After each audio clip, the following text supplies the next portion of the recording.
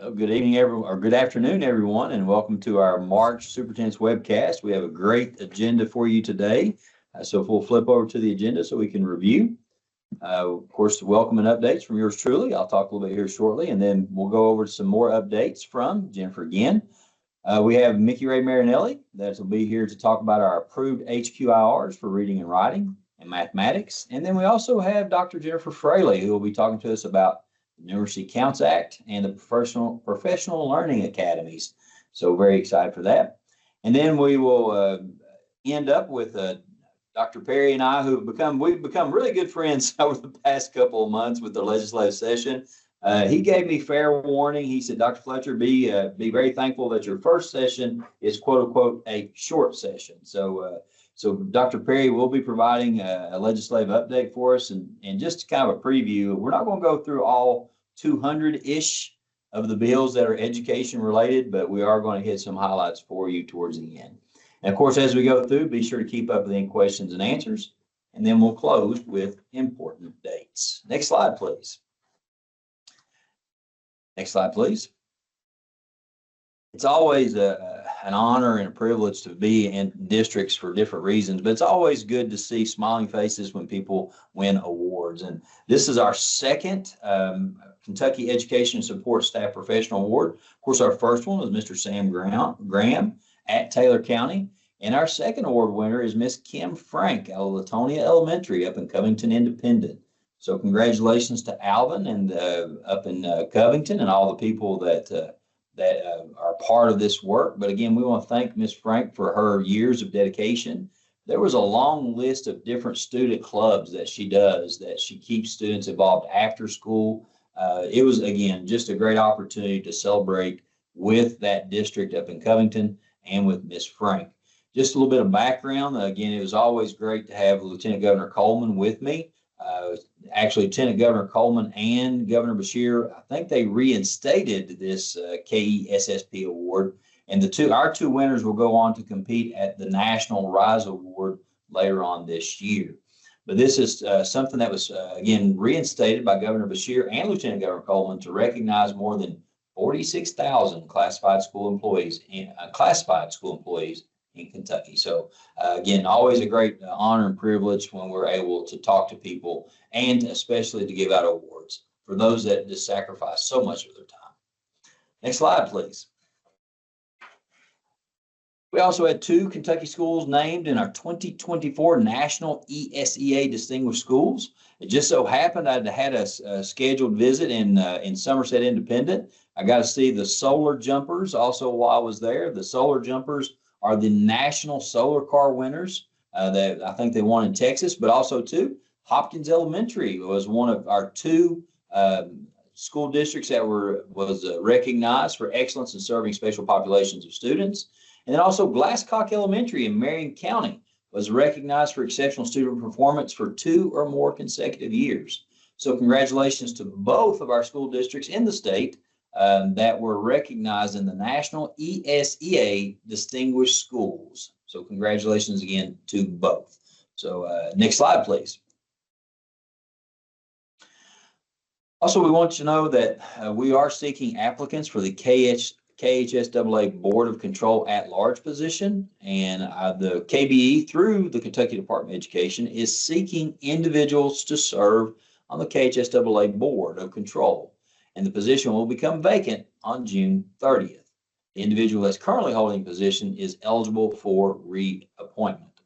KHSAA is the KBE's designee to manage statewide interscholastic athletic programs, as all of you know, but also too just that opportunity to apply. The deadline is March 30th, and materials should be mailed to Todd Allen, who is our general counsel here at KDE at 300 Sower Boulevard. Or you can email Todd if you know someone is interested or if you're interested in this at-large position. Next slide, please.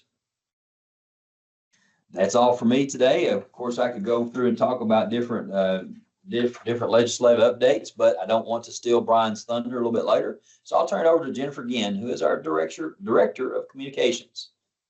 Jennifer. All right. Thank you, Commissioner. As usual, first up is our competitive grants from KDE. You only have one of them this time around. FY25 KYILN Travel Grant. Applications due April 24th, 4 p.m. Eastern Time. Award amount of up to $3,000. No matching funds requirement. The travel grant is intended to support travel to model schools and/or exemplary conferences that promote and concern learner-centered and innovative practices at their programmatic core. As usual, you can find more information on the KDE Competitive Grants webpage. The link is here. You should have the slide deck in your invitation or by emailing Jennifer Bryant. We have applications sought for social studies standards and assessment review committees. Always takes me a little while to get that out.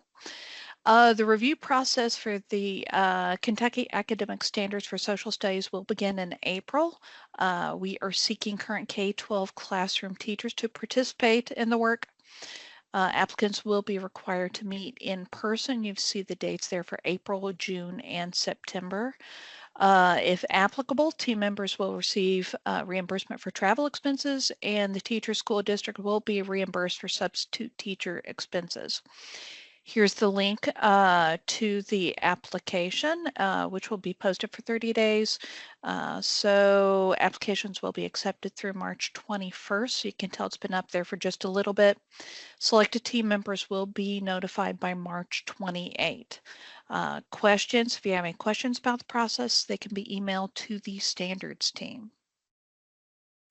Feedback is also being sought on the draft of the KAS for Career Studies and Financial Literacy. The drafts were developed by advisory panels and review committees, each made up of teachers, post-secondary educators, and business or industry partners from around the state. To provide feedback, please use the Career Studies and Financial Literacy public comment form. The link of that is also in the slide deck that you received. You can also find these on Kentucky Teacher. We've got a story in the news section where if you don't have access to the slide deck, you can find it through Kentucky Teacher under News. Feedback on the standards will be collected through March 28, and questions can be directed to Sharon Collins. And that does it for me. Mickey, are you with us? I sure am. Thank you so much. And I'm gonna sit on this slide just for a moment, Superintendents. I want to wish you a good afternoon. And I'm going to begin today with what I've heard you frame as a trunk of the tree message. The legislature has taken a very particular interest in high quality instructional resources this session. And some of the bills seek to limit the number of HQIR that would be available at the local level. So we are working to get in front of this. And as a result, in partnership with the Quality Curriculum Task Force, we've developed a list of approved HQIR for reading and writing and for mathematics.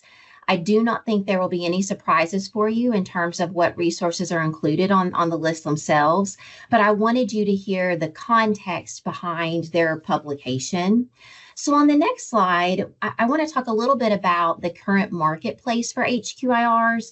You know as well as I do that there are more options than ever for instructional resources, but it can be challenging in a crowded marketplace to find resources that are truly aligned to the Kentucky academic standards. And just having a sticker on the cover of those resources is really not enough to ensure that there is alignment.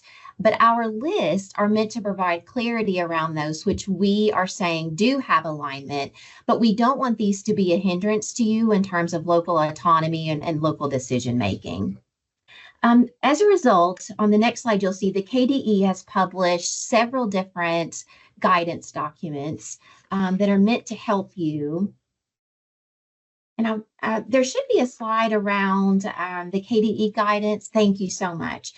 So in terms of that guidance, we've published the model curriculum framework, and that is housing the curriculum development process. And within that curriculum development process, there are a lot of tools that are meant to support you. We have resources for, surveying stakeholders around engagement with resources, focus group documents that may be helpful in having those conversations with varying stakeholders. We've also built out vendor questions, things that you can pose to the publishers of these resources to help you have a better idea of what supports are available to you at the local level. We've also developed instructional resource consumer guides for reading and writing, for mathematics, and for science. And then we have instructional resources alignment rubrics for those content areas where we don't yet have consumer guides completely built out. And then we are pointing people to edreports.org just as a recommended starting point for local evaluation and selection. It doesn't have to be a prerequisite for your selection process, but we do think that it is an effective starting place. They are independent, they are a not-for-profit provider, and they give free reviews of K through 12 instructional resources. And those are framed around indicators of quality, around standards alignment, and then usability for teachers. And we can have an assurance that they are at least 80% aligned for those green rated resources in terms of the Kentucky academic standards. And so that's why we feel like they are an effective starting point. And if we can go back to the slide around the importance of the role of superintendents and the state law. Thank you so much. So as superintendents, you know that you're responsible for determining the instructional resource selections at the local level in consultation with your boards, with school principals, and school councils. But before I talk a little bit about the list, I want to make sure that you see there are really just two places currently where you see that shall adopt language, and that lives within the Read to Succeed Act and with numeracy counts. And so I embedded the language there for both of you in this PowerPoint. You've got links to the statute.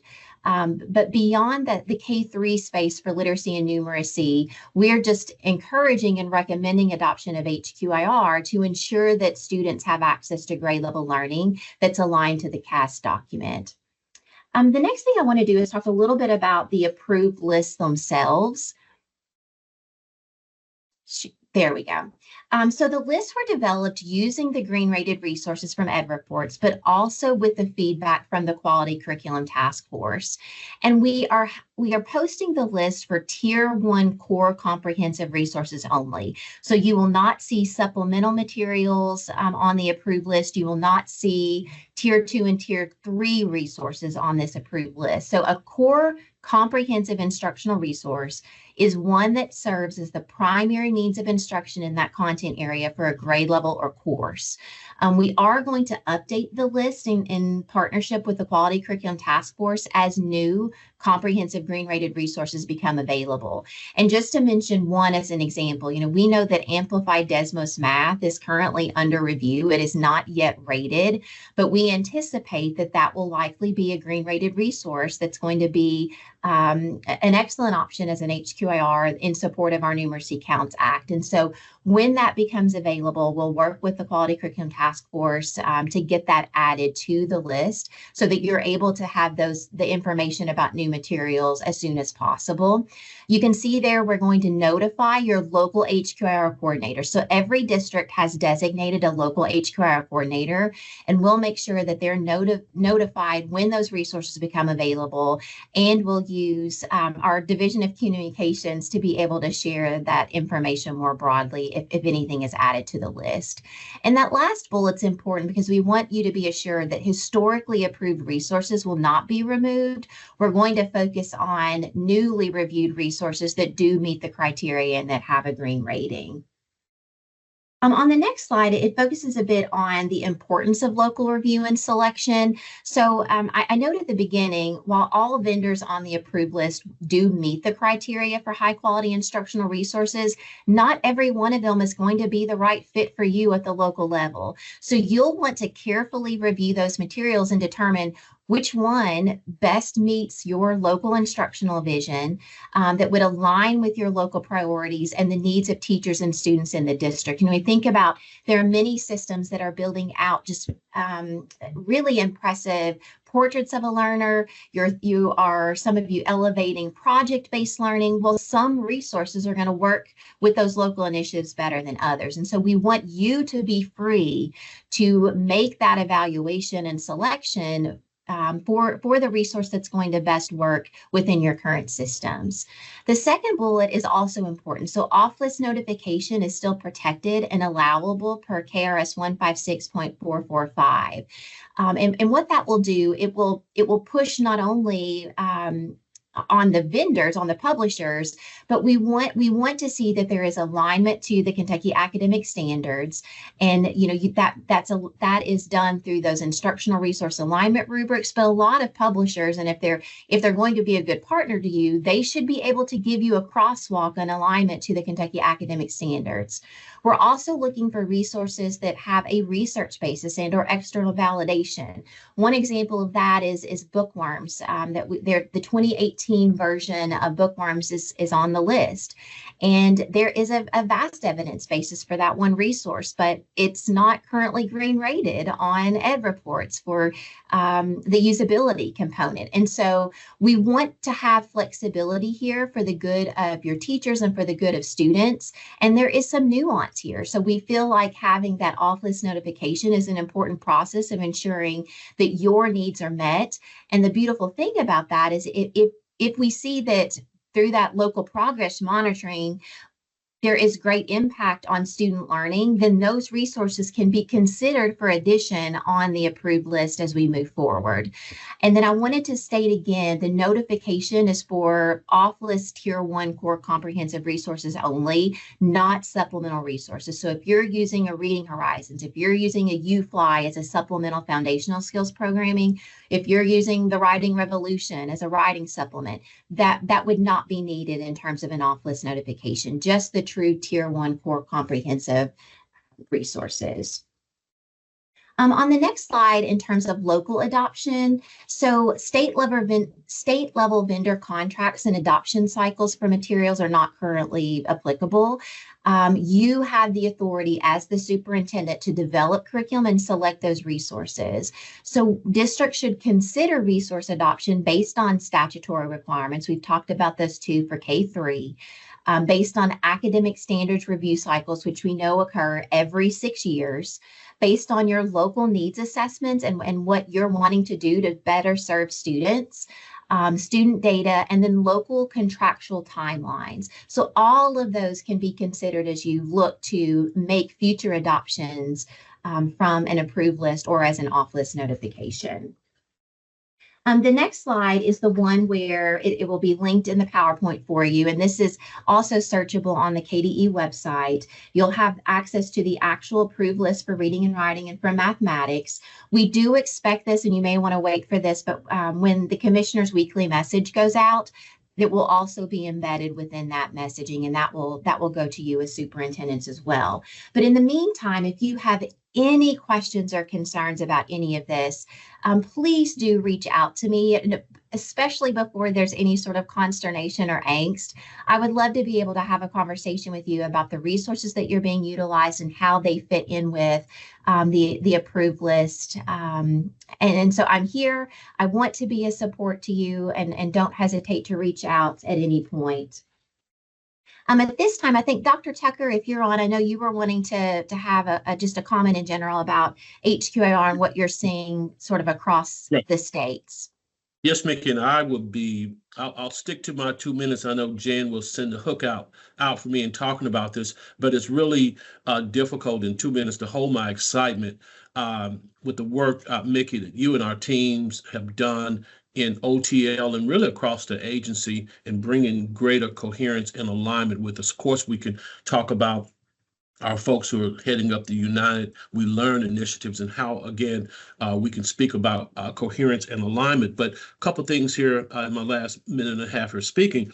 The alignment with the curricular frameworks, with our standards, the beautiful standards work, with rubrics that you mentioned. We also have both in-person professional development, and we also have videos and webinars through the Office of Teaching and Learning that we're providing educators. These are things that, oh my goodness, I probably would have almost killed for if I had these as principals. But what I do know, both as a former principal and as a former superintendent, when you have this type of alignment together, your teachers are not running around looking for resources. They're able to focus on pedagogy, and they're able to personalize the learning of students. And I know, Mickey, our folks here in OTL really want to emphasize that.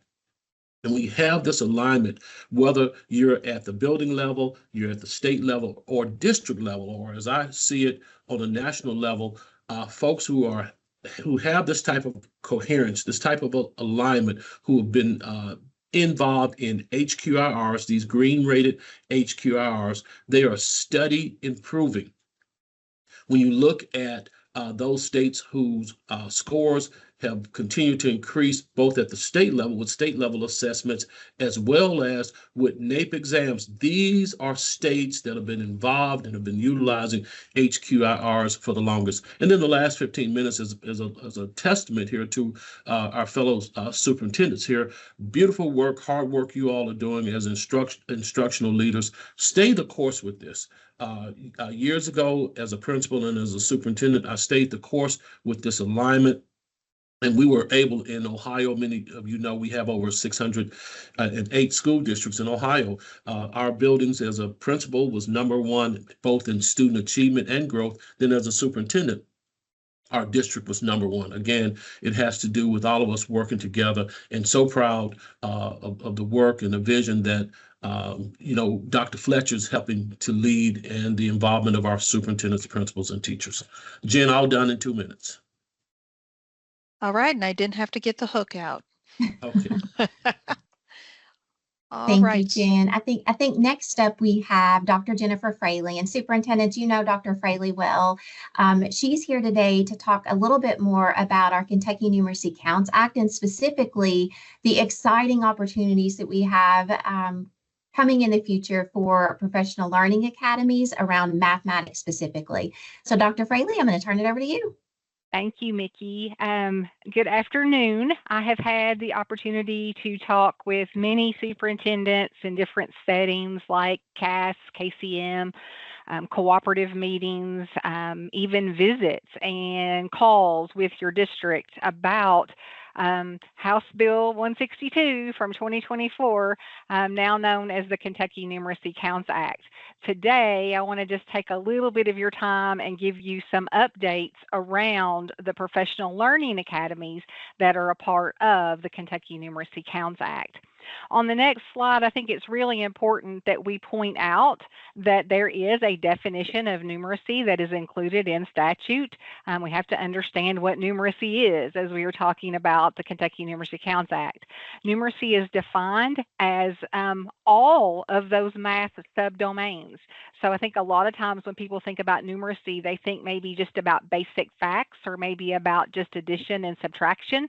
But numeracy is really about having the ability and the confidence to use all of those basic concepts within our math subdomains in order to solve real-world problems. So really making sure that we understand that numeracy is about, yes, addition and then subtraction, but it also encompasses our multiplication, our division, our geometry, our time, our money, data, all of those things that we know are important about mathematics.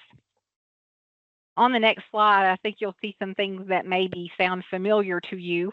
You may have said these things, but you for sure have heard these things from students, from families, maybe even from some teachers, is that, I'm not a math person, or the math gene skipped me, or whatever. The Numeracy Counts Act is really intentionally trying to build the confidence, the dispositions, and really just the joy of mathematics. A lot of our students come to school because they love problem solving. They love numbers. So how do we build the confidence of our teachers and our leaders to create that environment where students are thriving and where numeracy is supported? So the next slide has a mental model that I just absolutely love, and I think it really helps us to clarify what numeracy is. We have that on that right-hand side of the Venn diagram. We have the mathematics that we teach and that we learn in school. And then on the left-hand side of the Venn diagram, we have daily life in which we are using math.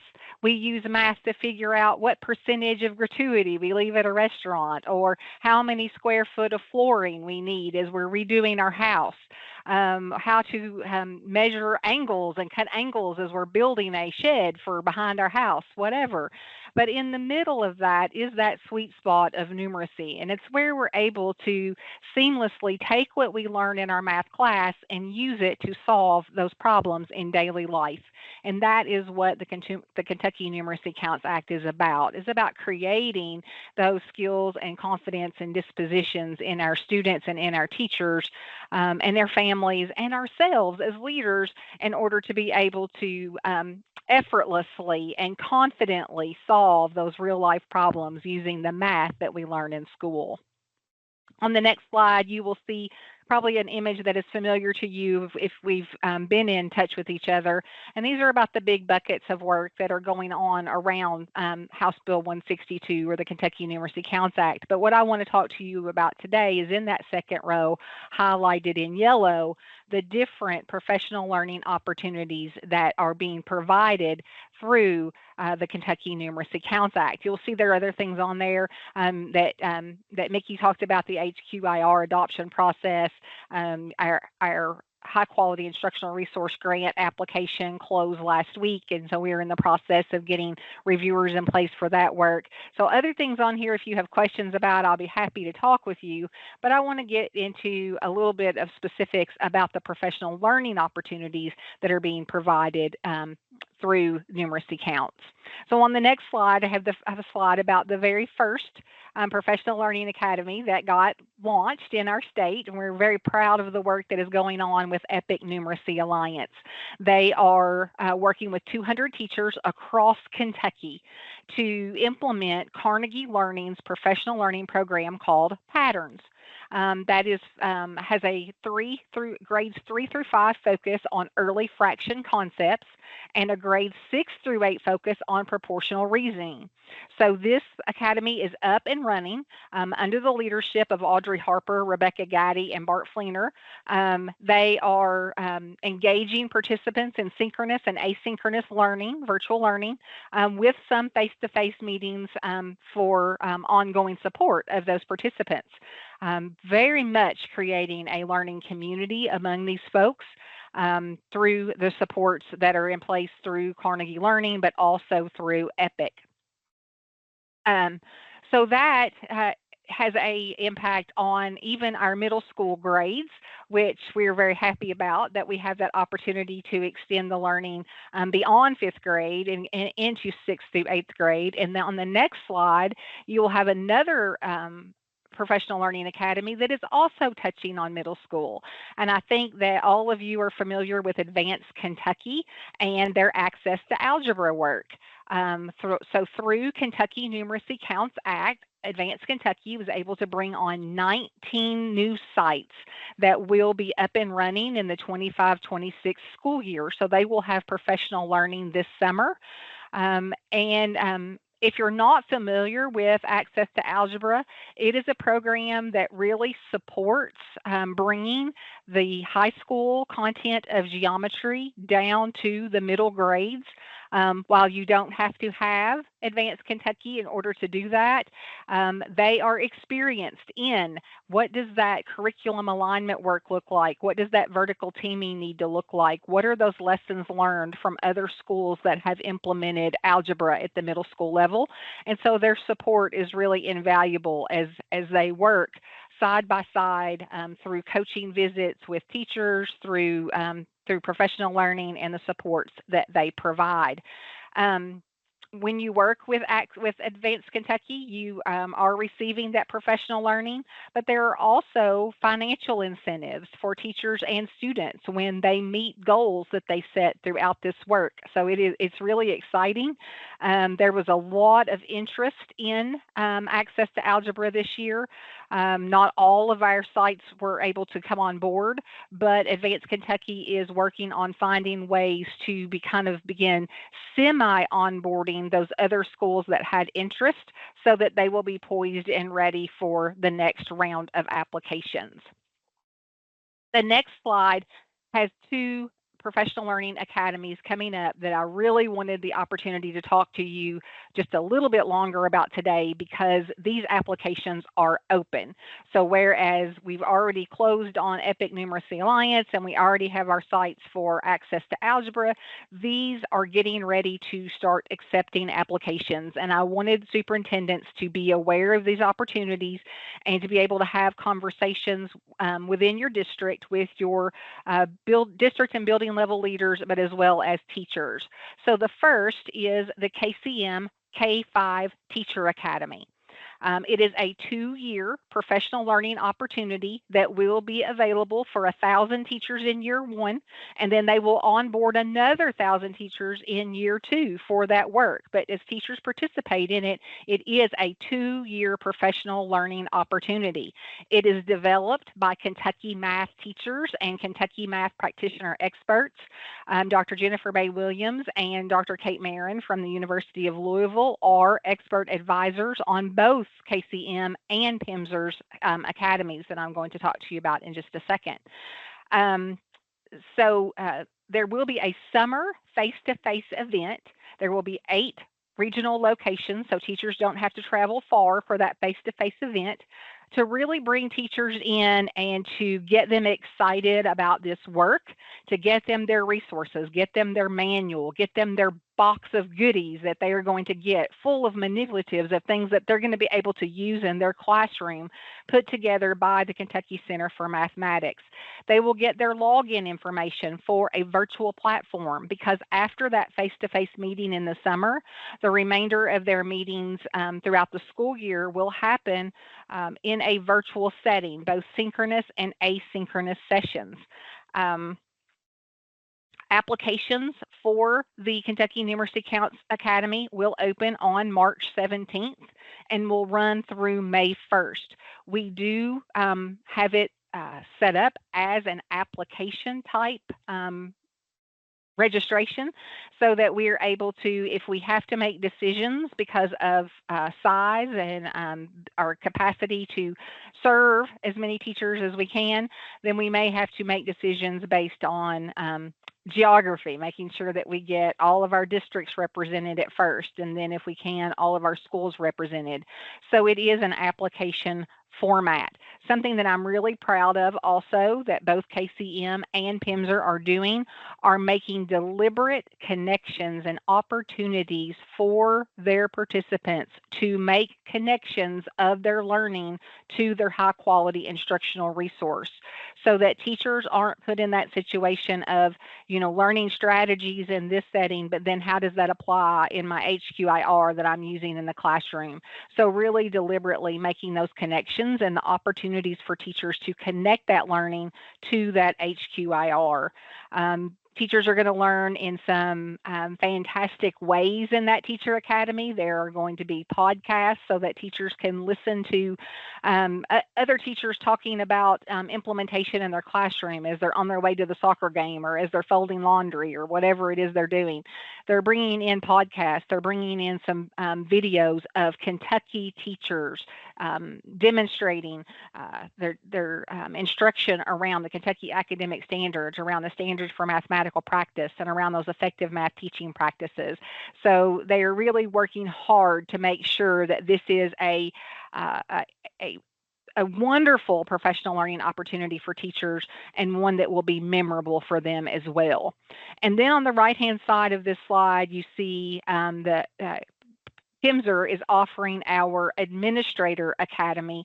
And something that as I've talked to other states about this work, there are a few other states that are getting into the world of numeracy, and they are very envious of the fact that we have this administrator opportunity as well. They are like, we wish we would have done that. We have the teacher part, we have professional learning for teachers, but we wish we would have really thought about the administrators, because a lot of times as teachers are engaged in this deep professional learning, and especially a professional learning opportunity like the KCM Academy that takes 2 years of implementation, administrators can't be sitting side by side with teachers, but there are things that those teachers are learning in that academy that the administrators need to know about. And they also need to know about it from the perspective of, how do I support that in my district? How do I support that in my schools? And so that is what the focus of the PIMSR Academy is going to be. They're planning alongside KCM, looking at what are teachers learning in those different modules, and how can we best provide that support for our administrators as well. The KCM Teacher Academy will have opportunities for rank changes through different cooperatives across the state, and the PIMSR Administrator Academy will have the opportunity for administrators who complete all of the sessions to earn up to 44 ELA hours of credit for participation in that academy as well. The next slide has the contact information for all of the different academies that we have up and going. So you see EPIC there with Rebecca and Audrey. Advanced Kentucky is the executive director of is Anthony Myers, and Annette Williams is the program director for Access to Algebra. We have Kelly DeLong, who is the executive director of KCM, who is leading that work around planning the K-5 Teacher Academy. And then Kim Zeidler Waters with PIMSR is leading the work around the Administrator Academy. You will see on March 13th, there is going to be we're starting our monthly Numeracy Counts newsletter, and that will be coming out. There's opportunity on the Kentucky Numeracy Counts webpage on KDE's site to actually subscribe to that newsletter. There will be lots of information about the KCM and PIMSR academies. We had 3 information sessions across the calendar in February at different times to try to be as accessible to folks as we could. And we have a recorded version of that information session on the Numeracy Counts webpage, but it will also be linked in that March 13th newsletter. And also, we are taking questions from folks. So as folks are having questions about, I'm a math coach, which academy should I attend? Or how do I learn more about the rank change option? Or how much time is this going to take, on an average during the month? We have answered those questions in a Google Doc, and it is also available on the Numeracy Counts webpage and will be linked in that Numeracy Counts newsletter when that starts going out on a monthly basis, as I said, beginning on March 13th.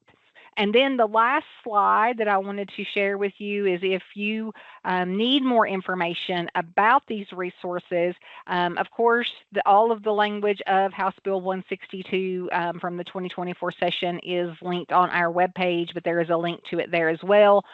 The department provides a really nice, concise, summarized version of that legislation around kind of due dates and phases of the work, and that implementation timeline is linked here and also on our webpage. And then there is a link to the Kentucky Numeracy Counts webpage as well. But I encourage you, as always, if you ever have questions about any of this work, to please reach out to me. That I would love to have the opportunity to speak with you, to speak with your teams, and to help you think about the best ways of approaching these professional learning opportunities to build those strong systems around numeracy in your district. So thank you for your time. Thank you, Dr. Fraley. Up next, we have Brian Perry with the legislative update. Are you with us, Brian? I am. All righty. All right. Well, thank you, everyone. Can I get the next slide, please? Just a real quick update on where we are in the calendar. So this is the last full week of the regular session. They will be in concurrence on Thursday and Friday, but can still do regular bills, move bills on those days as well. But pretty much any bill that doesn't reach the governor's desk for action by the time they adjourn on Friday will not be veto proof. They can come back at the end of the month for the last 2 days of the session and send bills to the governor, but should he veto those, they cannot override those vetoes. You'll see there that the veto recess is from the 15th to the 26th, and then they will come back and wrap up on Thursday and Friday, the 27th and 28th.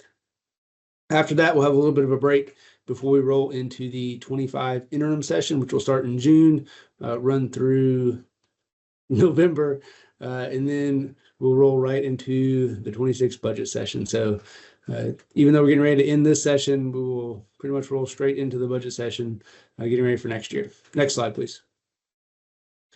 That's just for some folks that might not have seen it before, so we'll just move right along. Also want to make sure that everyone is aware of the big change that happened. By now, I suspect everyone is, but just in case, the House did split the education committees. We now have the primary and secondary education committee, chaired by Representative Scott Lewis, a former superintendent in Hancock and Ohio counties. And we also have the post-secondary committee, chaired by Representative Tipton. Next slide, please. We're going to gloss over this one. Just that's the membership in case you haven't seen the full list before. All right, let's get into the bills. Next slide. So we've had a lot of bills filed this session, especially for a short session. These sessions are only about 20 years old. Before that, they met every other year. These were really intended to be cleanup sessions. They really morphed into regular sessions minus the budget. So had a lot of bills filed. I believe the commissioner noted we tagged about 200 bills right out of the gate that were related to education in one way or the other. Somewhat surprisingly, it's been kind of a slow session in terms of getting bills to the governor for action. So you'll see there, this is one of the few that we've tagged that's actually gone to the governor and been signed already. This one doesn't really relate to districts, so we'll go on to the next slide. So Senate Bill 73 was sponsored by Representative Rocky Adams out of Louisville. It's a sexual extortion bill, really geared toward, it's kind of in the same vein of the misconduct bill that we'll talk about in a little bit. We also have an anti-grooming bill this year. I sort of lumped all of those together as kind of bad actor bills. So this is a similar one. I suspect the governor will sign this when it just reached his desk a day or so ago. Next slide, please. So if bills clear both chambers, but the second chamber has made changes to the bill along the way, it goes back to the original chamber for what's called concurrence or non-concurrence. Essentially, does the chamber agree with the changes made? So this just happened a little while ago. House Bill 241 started out as the kind of disaster relief bill for districts. We've had a very strange year in terms of the I-75 shooter, the weather, the flooding, just a lot of things that have happened to disrupt the school calendar. So House Bill 241 was offering up some ways for districts, offering some relief for districts impacted by those events. Along the way, it got amended to add in Senate Bill 268. That's related to virtual programs. I'm sure a lot of you all are aware of what's happening in that space right now. So to make a long story short, they rolled Senate Bill 268 into House Bill 241 in the Senate, passed it out as amended. It then went back to the House for concurrence. Just about, less than an hour ago, the House did not concur with those changes. So they did not agree with the changes made in the Senate by rolling in Senate Bill 268. It will now go to a conference committee where the two chambers will try to work out a bill to send to the governor for action. So we will likely see that happen late this week.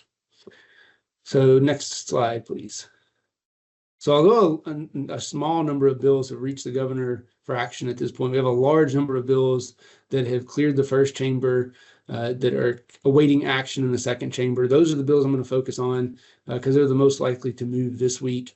We're getting pretty late in the calendar for a bill that has not moved out of the first chamber to move through the full process in just a few days. So it's possible, but unlikely. So we'll just talk about the ones that have cleared one chamber, and there's a couple that are awaiting a floor vote that we'll mention at the very end.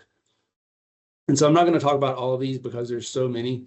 So we'll try to just highlight a few, and then I'll let the commissioner weigh in if there's any that I missed that he would like to mention. So House Bill 48 is a bit of an omnibus bill. It's a red tape reduction bill. I'm mentioning this one because it's awaiting action in the Senate. It does have some language around the CDIP and CSIPs that you all should be aware of. Should it pass as is, just make sure that you fully understand what's happening with those before you decide what your district is going to do with it in that space. So if we jump down, Senate Bill 240 is a holdback bill. So originally, this would have mandated that districts hold back students at the end of kindergarten, who were not meeting kindergarten benchmarks. So it got amended, I guess, yesterday. It's all starting to run together now. I think it got amended yesterday to make that a may hold back in kindergarten, but shall hold back at the end of first grade. Again, not on first grade. At the end of first grade, if you're not on grade level, will be held back then. So that's, again, waiting action in the Senate now. So a little further down, we have House Bill 298. This was one of the priorities for the department this year. So we've been talking about this one over the interim. So a few years ago, there was a change made to identify CSI schools every 3 years and aligned with the federal requirements that you have to do it at least every 3 years. So this bill takes us back to doing annual identification. Along the way, it picked up House Bill 36, another of the sponsors' bill. That's this year's version of the teacher misconduct bill. If you remember, that bill got out of both committees last session and got hung up in concurrence and never reached the governor for action. So not really surprised to see it get rolled into a bill that's moving now, especially one by the same sponsor. So I suspect that one will see some action this week. Next slide, please. So if we jump over to the Senate, we have a couple of high priority bills in the Senate. They're in 4 and 6. Just as a reminder, the lower the number, the higher the priority it is for that chamber. Senate Bill 4 is related to AI usage and kind of setting some parameters for government and school districts around the use of AI. So kind of a responsible AI usage. Not surprised to see this happen. SREB came out with their recommendations around AI back in the fall, I believe. So not really surprised to see this one come up. We had a bill last session. It was a bit of an AI omnibus bill, I believe from Senator Thomas in Lexington, to kind of get that conversation started. It continued over the interim. So there we see Senate Bill 4. Suspect that one will move this week as well. Senate Bill 6 was a bill from Senator Givens, and it is trying to highlight the on behalf cost in the SEEK formula that the General Assembly kicks in to highlight the total amount of education funding that the General Assembly is appropriating. So that's kind of the intent of that bill. It's gone through some iterations. We'll see what the final version looks like, but I fully suspect we'll see some version of that bill reach the governor for action. Again, the intent being to highlight the totality of the monies being appropriated by the General Assembly as it relates to education. If we jump down to Senate Bill 77, this is one really kind of more of a post-secondary focus relating to some independent college members on the EPSB. However, we are trying to work with some members to get a floor amendment added to this one pretty late in the process, related to some funds we have available related to certificate issuance. And we want to use that money to update the KEPS system, or really just replace the KEPS system. You've heard us talk about some of the challenges with KEPS over the past couple of years related to things like reporting vacancy data. So we want to replace KEPS with really sort of a statewide job portal. So pretty exciting. I'm hoping to see that get added into that bill. Like I said, kind of a late addition to it. So we'll see if we can get it done. If not, we will resume that next session, but hopefully we can see that happen because we don't need an appropriation. We just need a very small language change to allow us to use some existing funds to replace KEPS. Jumping down to Senate Bill 181, this was a bill that, again, was a bit of a priority for the department in that it came about from a conversation we had with the sponsor at the Chamber Day dinner. And the sponsor's interest was in some anti-grooming legislation, which we've seen passed in other states. So we worked with her on kind of some potential language. Ended up as kind of a communications bill, really kind of focusing on where some of that initial grooming takes place, kind of behind the scenes on some of these messaging apps and things like that. So that's where Senate Bill 181 landed. But again, kind of related to some of the misconduct bills that we've seen. And along those lines, just want to stress that we do continue to highlight as we talk about these misconduct bills and anti-grooming bills, that these are for really the small minority of bad actors that we have out there. Vast majority of our educators are excellent. And we just want to make sure you all know that we continue to carry that message in Frankfort when we talk about these bills. Senate Bill 207 was half of Senate Bill 5, or a part of Senate Bill 5. So Senate Bill 5 is probably not going to move at this point since we're seeing Senate Bill 207 move. It's related to public school innovation.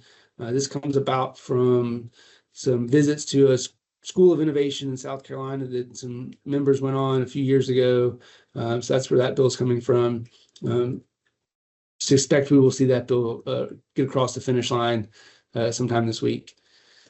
And then we have that's the really quick version of bills that have cleared one chamber and are likely to get out of a second chamber this week. Probably we'll see some of these other bills move. Some of them are, a little smaller in focus. So we'll move on to the next slide. So we have a few that are waiting their first floor vote. So they've been referred out of committee. Some of these have been sitting on the floor for a while, so I'm not really sure how many of these will move this late in the session, but wanted to highlight them because there are some important topics happening. So I'll skip around a little bit because Senate Bill 75 there at the bottom was being debated just a few minutes ago in the Senate. So this bill would lower the concealed carry age to 18. Doesn't technically have any language related to schools or school districts in it, but did want to highlight that obviously we do have students at the high school level that are 18, so just wanted to put that on the radar. Senate Bill 208 was the expected cell phone ban bill.